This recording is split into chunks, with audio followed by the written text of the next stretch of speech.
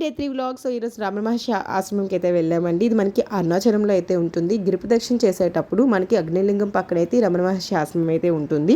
So మనకి once లోపలికి enter అవ్వగానే మనకి ఇక్కడ రమణ మహర్షి యొక్క ఆశ్రమం యొక్క డీటెయిల్స్ విత్ టైమింగ్స్ మెన్షన్ చేస్తారు. అవి చెక్ చేసుకుంటే మనం లోపలికి అయితే ఎంటర్ అవ్వచ్చు.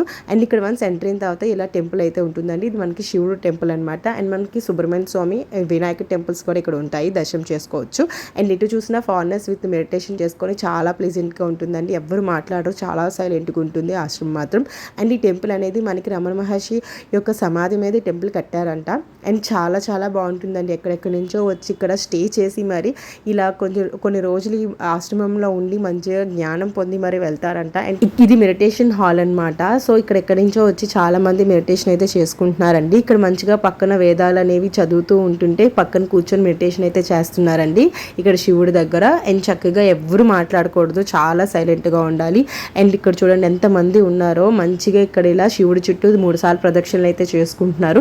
అండ్ మనకి మెడిటేషన్ హాల్లో రమణ మహర్షి యొక్క ఆశ్రమం యొక్క పూర్తి వివరాలు ఫొటోస్లో కూడా మనకి కనిపిస్తూ ఉంటాయన్నమాట. ఎటు చూసినా చక్కగా మన ఫొటోస్ చూసుకుంటూ మాత్రం ఈ హాల్లో అయితే మనము హాల్లో నుంచి బయటకి అయితే వెళ్ళొచ్చు. ఇక్కడ చూడండి మెడిటేషన్ లాగా అక్కడ మంచిగా విగ్రహాలు కూడా ఉంటాయన్నమాట. చాలా బాగుంటుందండి ఆశ్రమం మాత్రం. ఒకసారి మాత్రం తప్పకుండా వచ్చి చూడాల్సిన ప్లేస్ అనమాట.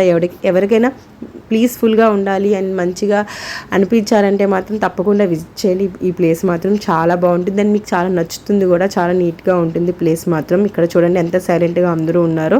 మంచిగా మెడిటేషన్ అయితే చేసుకుంటున్నారు కూర్చొని, ఎవరికి వాళ్ళు, ఎవరు మాట్లాడుకోకుండా. అండ్ ఇది మనకి బ్యాక్ వచ్చేసరికి అనమాట ఆశ్రమం యొక్క బ్యాక్ సైడ్.